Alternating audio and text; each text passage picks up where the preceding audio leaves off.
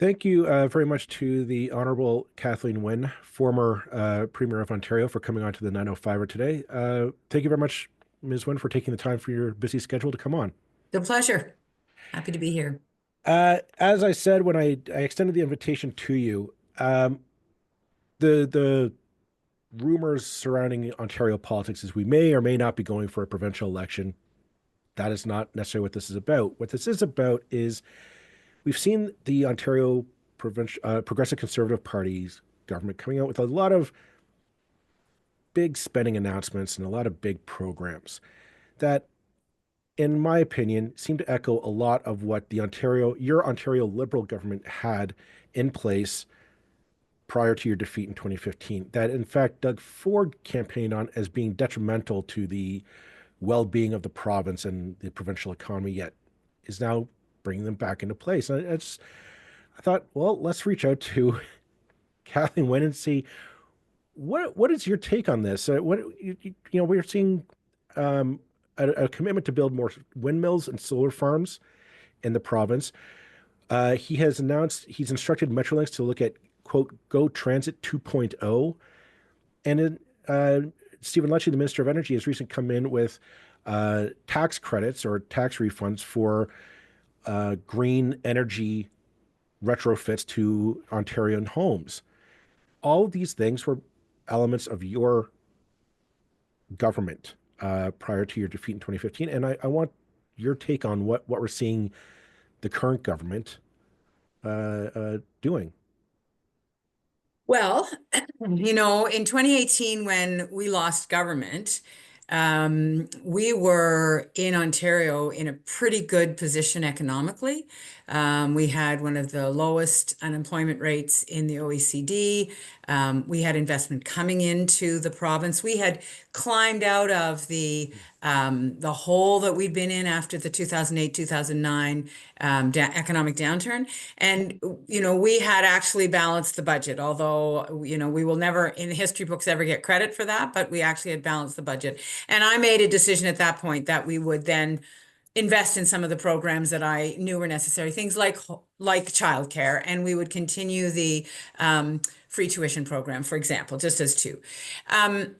But there were things that were already in place. Some of the things you're talking about in terms of investment in Go Transit, investment in green energy. We were embarking on a pretty ambitious building of infrastructure for electric vehicles, and we were drawing investment from the auto sector into electric vehicle research. I remember there were 200 jobs announced in Oshawa by GM for research into electric vehicles for engineers. So I guess the thing that I believe is that the work we were doing was solid in terms of the evidence and public policy. We were careful when we were looking at investments in the auto sector. We were careful to look at where the industry was going. And, it wasn't just because we had a green energy policy in Ontario, although philosophically that was pretty foundational for me. But we also could see, as we have seen since 2018, that's where the industry is going. Now, maybe it's going more towards hybrids now rather than full electric vehicles, but you still need infrastructure if you're going to have hybrids on your roads to any extent. So solid policy. These are things that people in the province want. And, for ideological reasons, Doug Ford and his team had to oppose them or chose to oppose them in 2018, but the policies are evidently solid and good. Well, and I guess what gets me about it was I remember that campaign pretty vividly, and the main question, and I'm sorry if you're reliving this. This isn't my intention, but Oh, PTSD and I are old pals around this stuff. we'll go drinking afterwards and reminisce. But I remember the kind of the campaign question at that moment was energy bills, and the argument made by Doug Ford at the time was your government's Green Energy Act was costing Ontarians too much out of their pocketbook, and Ontarians believe that. If you're a listener, you can be saying no, it's different, but that is the history says otherwise. Do you feel a little bit vindicated that 6 years after the fact, our energy bills have not decreased; they have gone up, and that we're seeing this government kind of a come to Jesus moment that Mhm. the windmills and the solar panels weren't such a bad idea in terms of securing Ontario's energy uh, generation grid. Do you feel a little bit of vindication? I mean, it's 6 years later. We've lost some time, but they are kind of coming around to seeing that maybe you were right. Well, my overarching reaction to the time that we lost in, advancing those policies and continuing the green energy build, is regret. I mean, I'm really sorry that that the province wasted that time, because when Doug Ford's government came in, they basically threw out our long-term energy plan and did away with a lot of the projects that were already underway. So it seems to me like such a waste that we had to go through that process. I get it politically, I guess, but I always like to think that no matter what the political party, you're going to look at the evidence, and you're going to look at where markets are going and where industry's going, and try to be part of that process as opposed to work against it. So I feel badly that we had to go through that. The reality is that a lot of the electricity policy that we had in place in terms of support programs have been left in place. There hasn't been a change. And now, as you say, the government is getting back into the business of green energy, because that is where industry is going. Now, I think there's some gaps. I don't understand why the government, if they're making these huge investments in electric vehicles, why they don't see the need for a rebate program or some kind of support for people to accelerate the purchase of green of electric vehicles.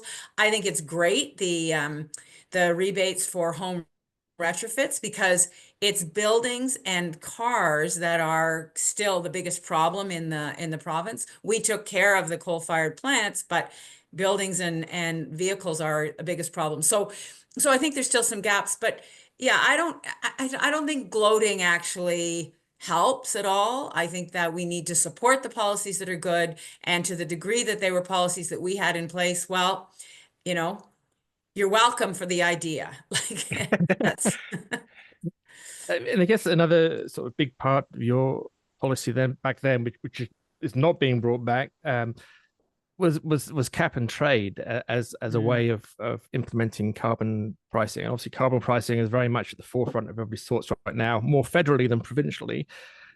Um, do you think that had cap and trade remained, we might be in a better position right now with regard to, I mean, even maintaining the federal Liberal Party as a party that supports carbon pricing? Well, just a little background on that.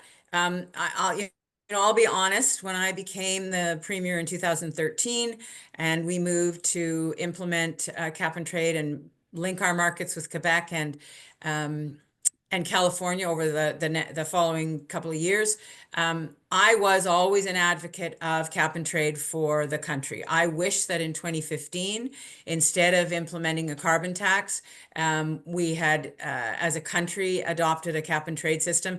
I could see in British Columbia what was happening with Christy Clark's government, where she had a cap and trade, or sorry, she had a carbon tax in place, but in order to keep the emissions reduction going, she was going to have to continue to raise that carbon tax, and that was going to be very difficult. And so that increase in the carbon tax had slowed down for good political reasons. So I have always been a fan of cap and trade. I wish it had stayed in place in Ontario. I wish it had been adopted nationally. And I think at some point we're actually going to move as a country towards something closer to a cap and trade system, even if it's only on industrial emitters, because it's the most elegant and effective way of reducing the GHGs that we know we have to.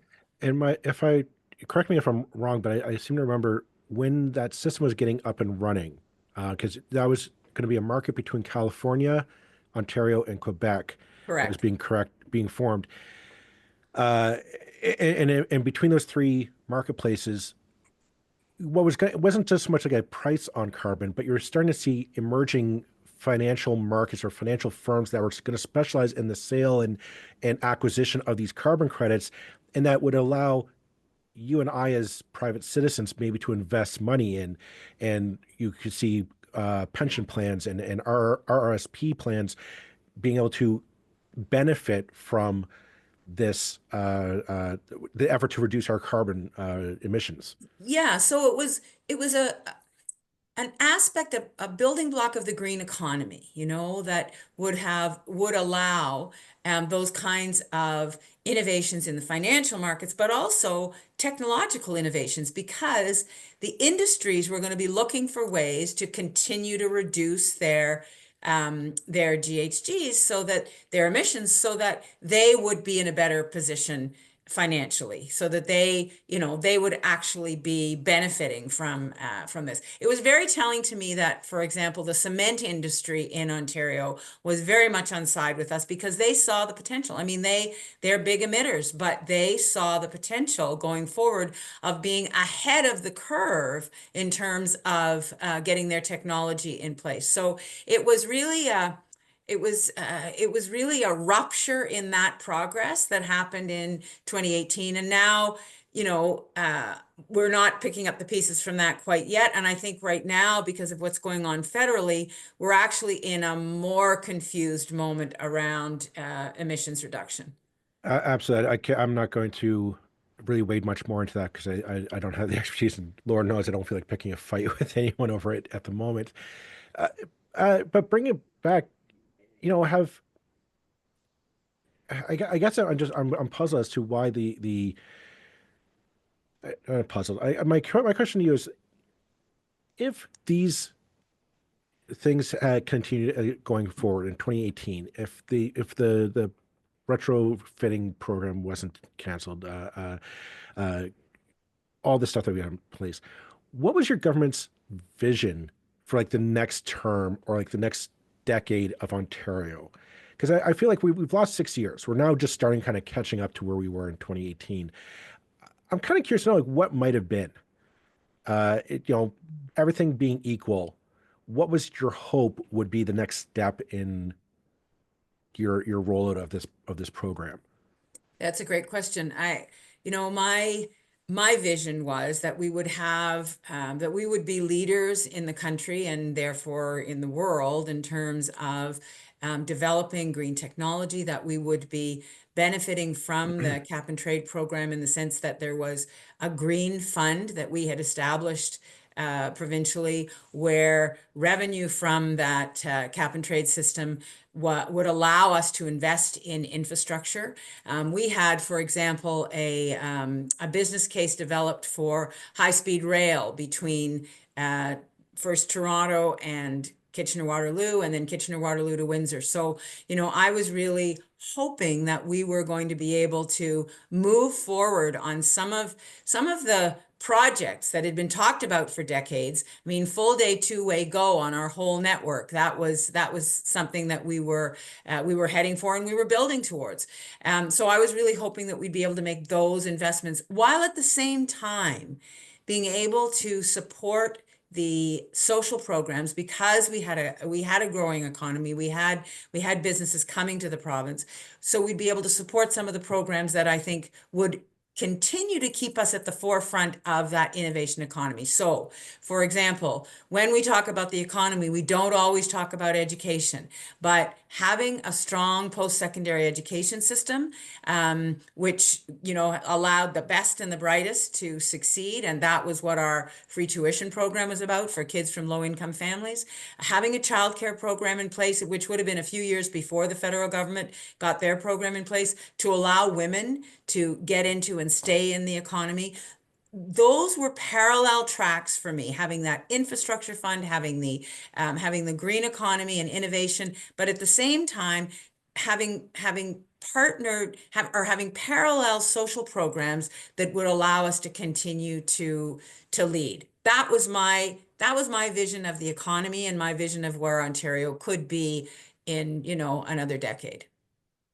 It seems like we're currently in a very dark moment in North American history and perhaps global history. Certainly for everybody who listens to this podcast knows we're pretty progressive in our perspective, so we're not going to welcome a Republican president, certainly not the one type we've got. And I'm not speaking for you, but for Joel and myself here.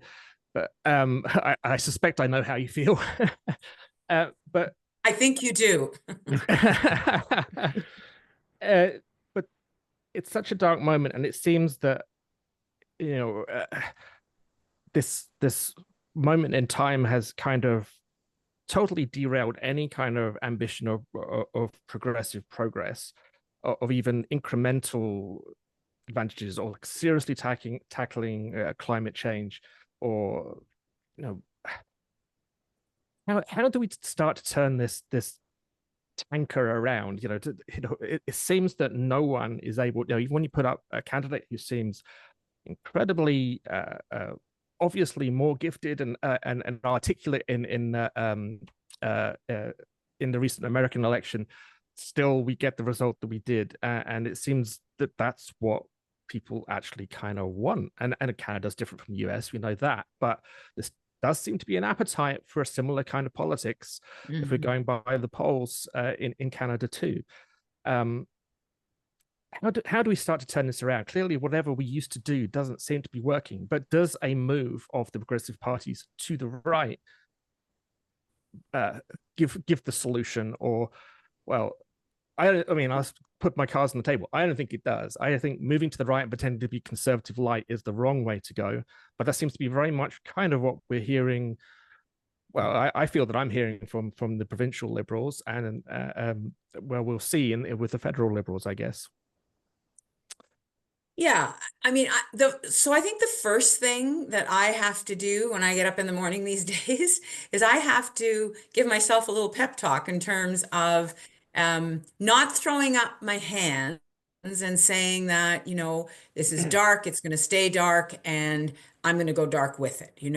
I think it's really, really important for those of us who have a different view of the future, a different view of the world, that we find the people who we can work with.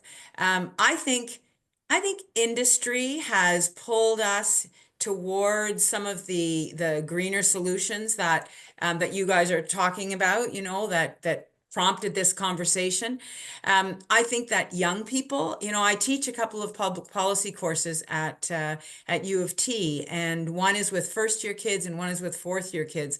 And I have to say that I am universally impressed and more optimistic with these kids and their attitudes. I feel that way when I leave class. And it's part of the reason I continue, because they kind of inspire me to remember that there are people with great ideas and a view of the future that is that's more optimistic. So I think we have to find those people.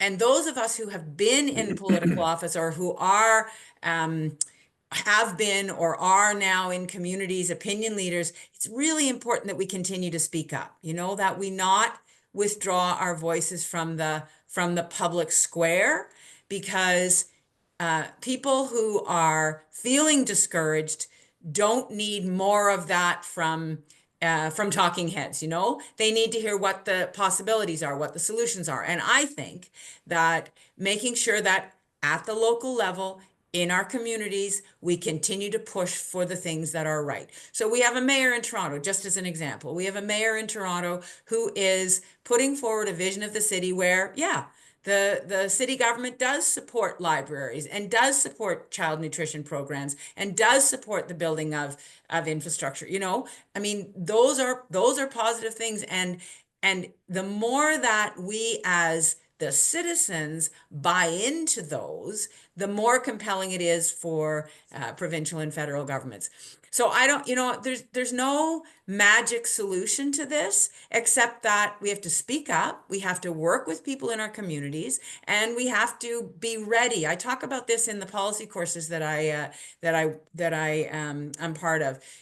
We have to be ready for the moments when progress can be made, and then we need to mobilize to support action that we think is positive. And that's kind of an amorphous way of saying that we can't stop the work we're doing, whether it's environmental work, whether it's education, whether it's healthcare. We have to be ready for those moments so that we can move forward. Do you, if you could predict the next 5 years, or perhaps we should say the next 4 years, everything goes in 4 years at the moment, how bad do you think things can get before we see that moment of that opportunity for something better to come along? Or do you think it could just happen, something could happen soon that will kind of be a rallying call, so to speak, for progressives to kind of get behind? I kind of feel we know people are out there. We know that if you count up the votes that go to progressive parties versus certainly in this country, and the votes that go to conservative parties, the progressives win. And I don't want to get into the whole, doing, but basically there are more people who are broadly progressive than otherwise. Are you asking me if the NDP and the Liberals are going to combine? Well, I'm not, because it's almost too predictable a question, and because it's not. My answer to that would be it's not going to happen. Yeah. There's too much vested interest in each of those parties, but I think we're in an unpredictable moment too. I think we don't really know exactly what's going to happen because of the uncertainty in the United States. I think the election of Donald Trump again has kind of thrown the assumptions about government and about where we're going as a society, has kind of thrown us off kilter a bit. And the best example of that recently is this nonsense about Canada being the 51st state. I don't think anyone saw that coming as a big talking point. I don't think it's going to happen. When, Doug Ford's hat, Canada's not for sale, is, that's true. But it throws us off because it distracts us from the real conversations. So I don't know whether there's going to be a turning point moment where progressives are going to find a way of rallying. There may be, that would be great. Because if that happened, whether the progressive parties merged or not, if it were a strong enough movement, if there was a strong enough reaction, I think that, there would be compelling arguments for any of the parties in this country to pay attention. But I just don't think we can predict that.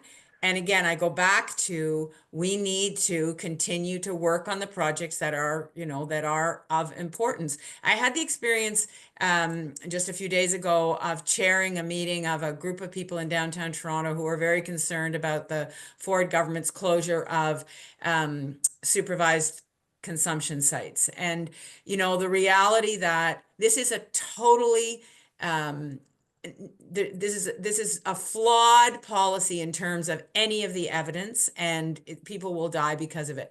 So we can either decide we're just not going to have that conversation, or we can work with like-minded people who are researchers, who are nurses, who are doctors, who understand what's going to happen, and try to have an impact on the court case, for example. There's a court case going forward to oppose this move. And that kind of action, it's hard work, it's on the ground work, and it's the kind of work that many of us were doing when Mike Harris was in office around education and healthcare, and eventually it pays off. It takes time. And I'll just end with this, one of the safeguards against us really spiraling into a very dark place in terms of public policy is that there are very smart, very experienced people in our government who are not the elected officials. They are the bureaucrats. They are the subject experts. And they, I believe, hold back erratic governments from the very worst abuses. That's, I rely on that in these moments that no matter who is the prime minister, there are going to be people in the federal government bureaucracy who know what's possible and what's not possible and what would cause real chaos. And so, we have that culture in this country, in our government, that we don't have, that is not in place to the same degree in the United States. So I think we have a bit more protection against that downward spiral. I would say as well, excuse me, beg your pardon. I would say this week, we're recording this January 16th for our listeners, whenever you're listening to this. This week has been chaotic in Canadian politics, from federal to provincial. I just think this week has changed a lot of my predictions of what the next month or 5 months is going to be, and I've thrown all my predictions out the window. I mean, I thought we were going to have a provincial election in March. I don't think that's going to happen. I'm not going to ask your opinion because my opinion might change next week. I don't know. Just Exactly. we seem to be like, so many things are moving right now. We're going to have a new prime minister in a few months. Trump is south of the border doing Lord knows what. And I'm just thinking, like, in this era of uncertainty, there's got to be an opportunity for success. I just, it's kind of what your point being is that we're everything isn't as bleak as it may appear. I think if we hold true to each other and find those commonalities. I did want to bring back something that's kind Can of I just, Joel, sure, can I just jump in on that for 1 second? absolutely. Because one of the things that has made this last number of months feel dark for me is that we have a potential prime minister who's the leader of the opposition currently, talking nonstop about how this country is broken. Nothing Mhm. works. It's just it's broken. And my lived experience is not that. And I think the lived experience of a lot of people is not that. So when I talk about, continuing on the projects that are important to us and finding people, I mean, I think the other thing we need to do is look around and think about how blessed we are to live in this country. Yes, there are shortages of family doctors. There are challenges with infrastructure and congestion. Like, we have issues to deal with. But we are so lucky to live in this country. And I think sometimes we lose track of that in the kind of doom and gloom that we hear, particularly at this point from conservative politicians. And that's a political tactic. It's a political ploy federally to win an election. And it's not based in reality. Can I see where you're coming from, and I don't want to be contrarian to what you said, but there are a lot of people who are shaking their heads saying that's not my experience. Times are hard. I'm having a hard time putting food on the table, and I'm making decisions. Do I pay the rent, or do I pay to Right. keep the hydro on?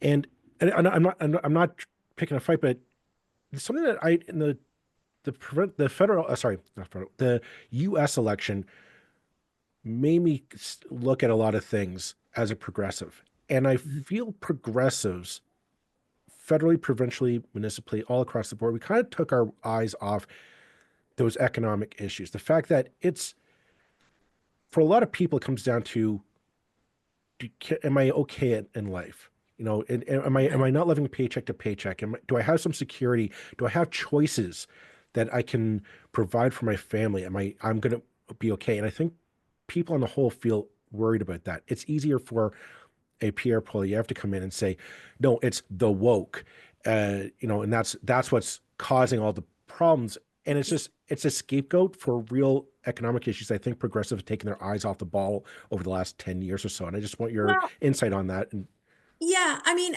I hear what you're saying, except that the things that the progressives have done, whether it was our government in Ontario or Trudeau's government in Ottawa, have actually they haven't solved the problem, obviously. And I hear what you're saying. Grocery prices are really high. Mhm. Mortgage, young families who had to renegotiate mortgages, big challenge. I have 3 kids, two of whom have 3 kids each, And, the cost of going to the grocery store, it's the thing my two daughters talk about all the time. So I really understand that. But Pierre Poilievre, to be fair, is not presenting any solutions. He's not going to bring grocery prices down. How's he going to do that? Unless he's going to put in place wage and price controls, he's not going to do that. So he's saying that the carbon tax is, that's the big issue. Well, I don't know. I don't think you're going to see people all of a sudden feeling like everything's okay in the aftermath of COVID and inflation. Everything's okay just because the carbon tax has been removed. So I think that I absolutely understand that the rhetoric that came out of Ottawa and the sort of progressive narrative has not been as it hasn't been as dark as the conservative rhetoric, but in reality, putting more money in people's pockets in terms of being able to look after their kids, because whether that's the child benefit, the Canada Child Benefit, or whether it's childcare, the reduction in childcare. I mean, the reduction in childcare costs is huge for those same families who have to renegotiate their mortgages. I don't see, and I haven't heard anything that Pierre Poilievre is putting forward that is going to be as impactful as those policies. So we'll see, but my guess is that there's going to be a rude awakening for a lot of young families if and when Pierre Poilievre is elected, because things aren't going to instantly get better. The price of bread is not going to go down because Pierre Poilievre is the prime minister. So we need to stay tuned on that. The So sad thing, I was just going to say, I'll follow this up and I'll hand it over to you, Roland. I think you're absolutely right. And if you go on, the great thing and the bad thing about today is we have social media. So it's easy to see what everyday people are saying, what they believe. And there is a group of people out there who think like, as soon as the carbon tax is gone, prices of groceries are going to drop 40%. And I've told them, like, I don't see that happen. The carbon tax hasn't increased prices that much. Ontario already had a carbon tax before, like we already had carbon pricing, right? And that's, I'm like, I just don't see, it doesn't work that way. We're not going to see that reduction overnight. And I think there are a lot of people, I mean, I keep telling people that and they keep saying, no, Joel, you don't know what you're talking about. I say, well, I don't think you do either, but that's this. Well, I just wait if Donald Trump, who is a darling of the right wing in the United States, if Donald Trump imposes a 25% tariff on everything, this conversation is completely different because the price of everything will go up. Absolutely. Roland, I'm sorry to interrupt you earlier. Yeah, I guess, of course, as usual, I've lost my thread, but it was a really good question I had lined up. It'll come back to you, Roland. Yeah. I guess, I mean, it's going back to the whole trying to maintain optimism thing, I guess. What I mean, actually, I remember now what I was going to talk about. And it's basically the last time that I was seriously involved in party politics was 2018. It was your final election. And it was certainly different from some of the other elections that I'd worked in. And as Joe mentioned earlier, a lot of people mentioned things like hydro prices and things like that. Yeah. And my feeling was that it wasn't actually the reason. It's that they didn't want to mention the real reason, which was, and this was particularly coming from men, and I had never seen such hostility and kind of aggressiveness on doorsteps as I did only a couple of times, but it was notable because I'd never seen it before. And it was directed, it was that they didn't want a liberal leader, and specifically they didn't want you. And I see the same thing with Justin Trudeau, that there is a strain of man, frankly, it tends to be men, who just look at someone who looks like Justin Trudeau and they hate it. It is everything they despise. And it's a visceral thing. And they're not going to say that very often on our doorstep. Say, oh, well, it's these hydro prices or whatever. It's like, no, you hate Justin Trudeau because he's not a manly man enough for you or whatever. And do you think there's any truth in what I'm saying there? And again, how do we combat that kind of thing? How do we turn this kind of inchoate kind of rage that I feel is there amongst a lot of conservative voters. It's a big conversation, Roland, and I think it's it's I was listening to the Daily podcast yesterday, and it was the story, or I guess it was today anyway, I'm losing track, but it was the congressional hearing on, or the confirmation hearing for Smith being the head of the Pentagon, right? And they were talking about DEI and wokeness in the military, right? And he's been a big, outspoken opponent of that kind of wokeness. And I think that there's a big portion of the population who is that angry. And yes, they were angry at me in 2018, angry with Trudeau increasingly over his term. And I think there's an element of the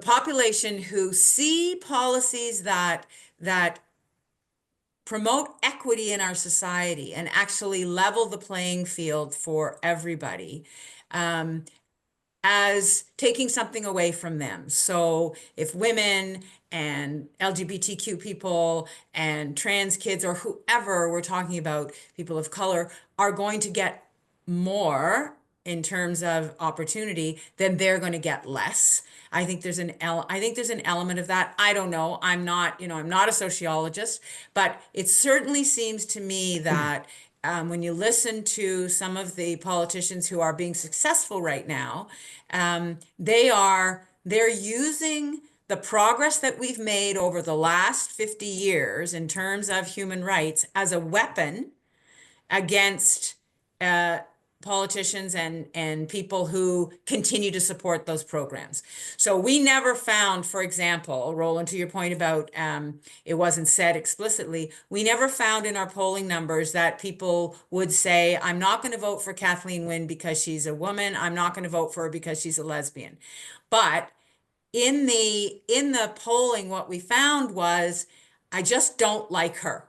In the same way that people just don't like Justin Trudeau. But I think under that is, he's not their kind of man. He's not their kind of guy. They didn't relate to him in the first place, but maybe they stayed home. They didn't vote the first time. Who knows? But now there's a movement that supports them, and they're sure as hell not going to vote for him this time. So I think that's something that we're dealing with. And again, the big thing is that I'm not going to shut up, I'm not going to stop. I'm going to keep going. Um, I just want to jump in on that last point that you made, because the idea, I agree with your point that there's a perception of we're taking away from them to give to another. And I don't personally think that's the case. I think it's a case of, you have what you have. We're just going to make sure that these other people get it as well, right? And like, it's not a pie, right? It's just we're all able to get the benefits equally. Right. And I feel like pushing back to these people and saying, you haven't lost anything. Can you show me like a real case where you've lost something more as a result of somebody gaining access to employment or access to education or whatever have you? Well, actually, but can I just jump in and sort of give a couple of answers to that myself? Yeah, go ahead. Enlighten me, Roland. And I'm gonna give an example from myself and an example from an acquaintance. And I'm trying to, the acquaintance complained about an acquaintance of an acquaintance basically not being able to get a job in the arts because they were blonde. And as well, these days you have to be a racial minority, otherwise you're not going to get hired.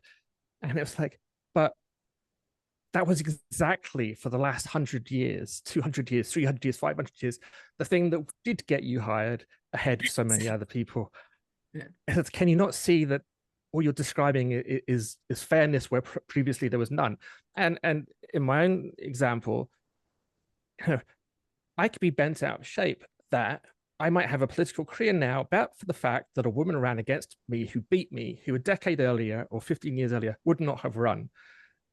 Well, but that's fantastic. She ran and she was the better candidate and she beat me. And congratulations. I'm happy about that. But I feel so many people, when faced with that, like, well, that's not fair. I never had to do that before. And, it's, you know, that's an example of how the world was unfair. And because it's fairer, I'm on a podcast. Well, good. I'm glad that's and that's the way it should be. But far too few people see it that way. Sorry, that's very much. It's completely valid. I'm not the guest on this show. No, but it's those are really good examples. And then there's so many. So how does it take away from the experience of privileged white people that Indigenous and Black women would get the same level of health care and support in the healthcare system as white women? How does that take away from me? It should make me feel better about my society because people's lives are being saved, children's lives are being saved, so I think that kind of discussion is kind of gone by the wayside now, and being woke is being, as I say, used as a weapon.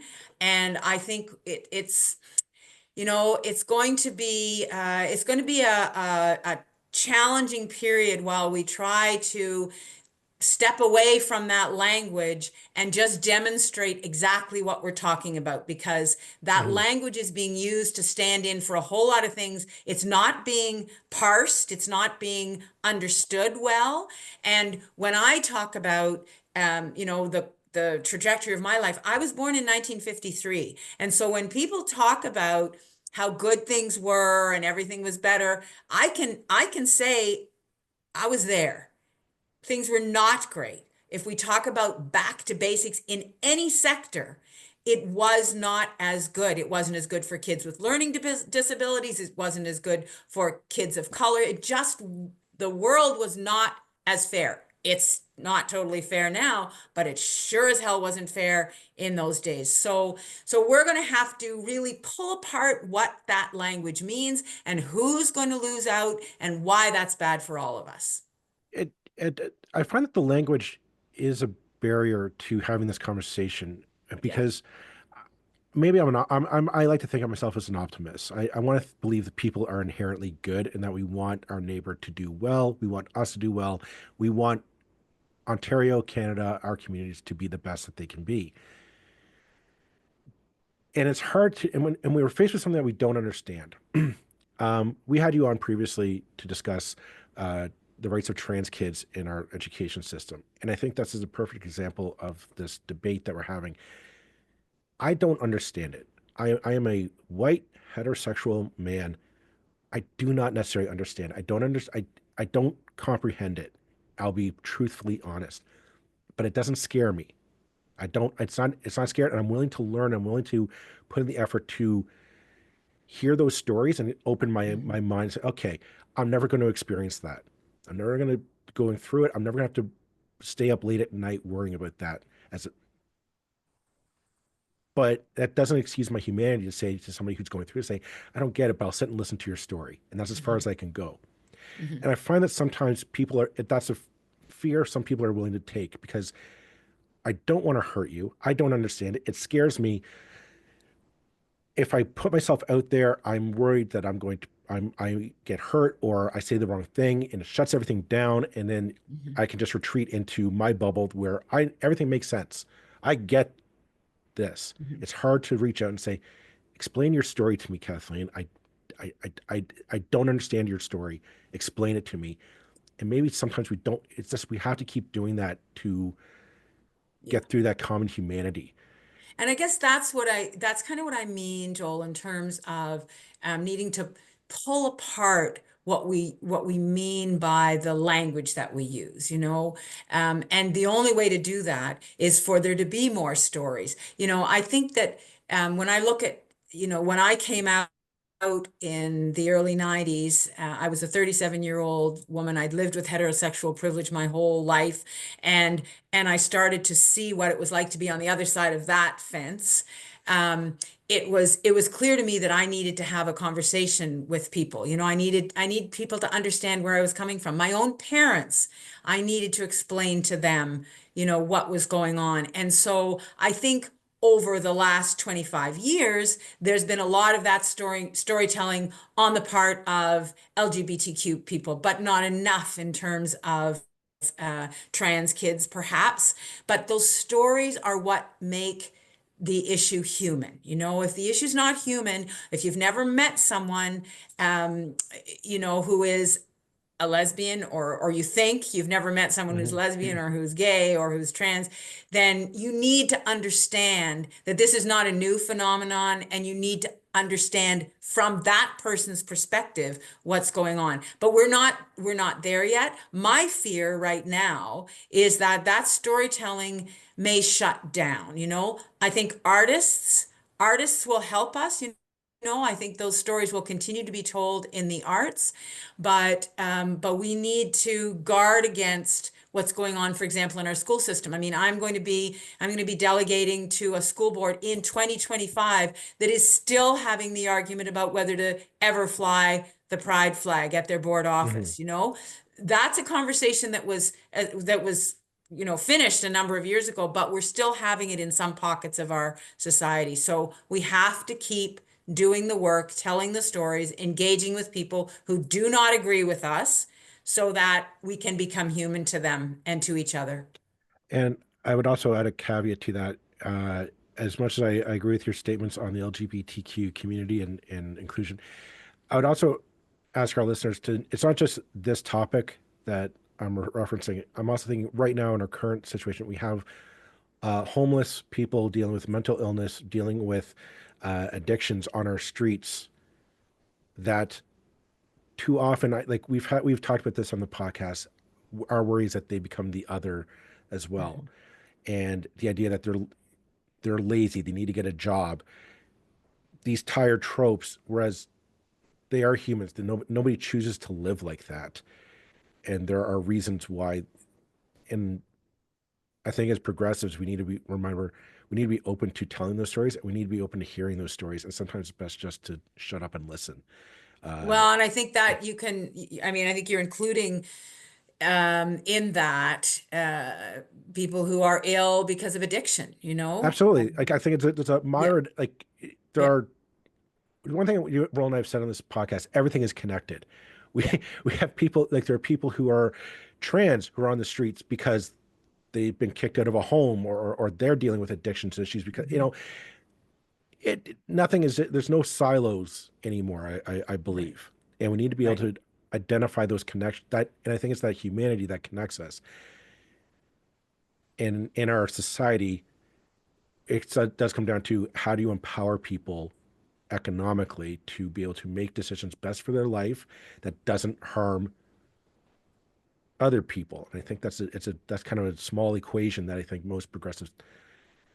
Can I just make one more point too? I think that, when I talk about having to continue to tell our stories, and this is something I grapple with personally, and that is, where can I be of the most use? So, as we get into a period of time where these discussions are harder and harder to have, does it become more important for us to raise our voices in those difficult venues? So I listen to talk radio, and I made a decision that I was going to agree to do spots on talk radio, because my opinions are very rarely heard in that venue. So is it even more important for me to talk there?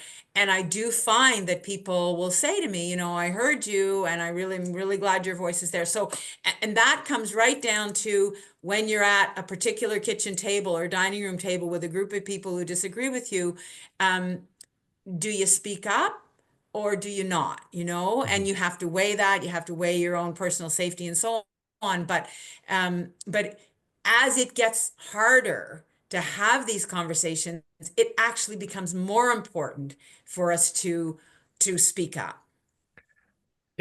we've kept you too long already, and Yeah. we'll have to go. But yeah, that's a really good point to finish on, and a really important one, because I think I certainly know for myself and for friends, relatives, people basically switching off the news. We don't watch anymore Right. because it's too upsetting to watch it, and people are shutting down all across the world. I suspect because of this kind of feeling of being under siege, and we can't do. It's really it's really difficult when your own health can be tied up in this. Yeah. But how do we and perhaps that question you said there, where can I be of most use, is the one that we need to sort of each address. And we can't fight all the battles all the time, but maybe we pick the battle that is the best one for us, and that hopefully we can engage with in a kind of positive way and feel rewarded about, because we have to. Back when I was a riding president and so on, it's like, well, ultimately people come to a riding association meeting because it's like a club. They want to socialize, they want to have fun. And if you sit there and make it miserable for everybody by, I don't know, I'm trying to think of an example, talking about, the riding constitution or something, well, that's a good way to send everybody back home again. It has to be, That's for sure. Yeah, it has to be fun. It has to be enjoyable, all these things. And engaging, right? We have to engage each other. I'm reading Patriot, Alexei Navalny's book right now. So, speaking of people who spoke up in times of diversity or in times of adversity and faced enormous challenges, I think we need to take our inspiration where we can find it. Well, thank you again, Joel. I'll pass over to you. No, I was just about to say thank you very much for taking the time from your schedule to come on. Always a pleasure, and I'm sure there'll be opportunities in the future to talk again. So thank you very much. Well, it's Kathleen nice to see you both again. It's always a pleasure to talk with you, and take heart. Okay, stay positive. Thank you. You too. I really appreciate that. All right, take care. Thank you. Thanks. Bye.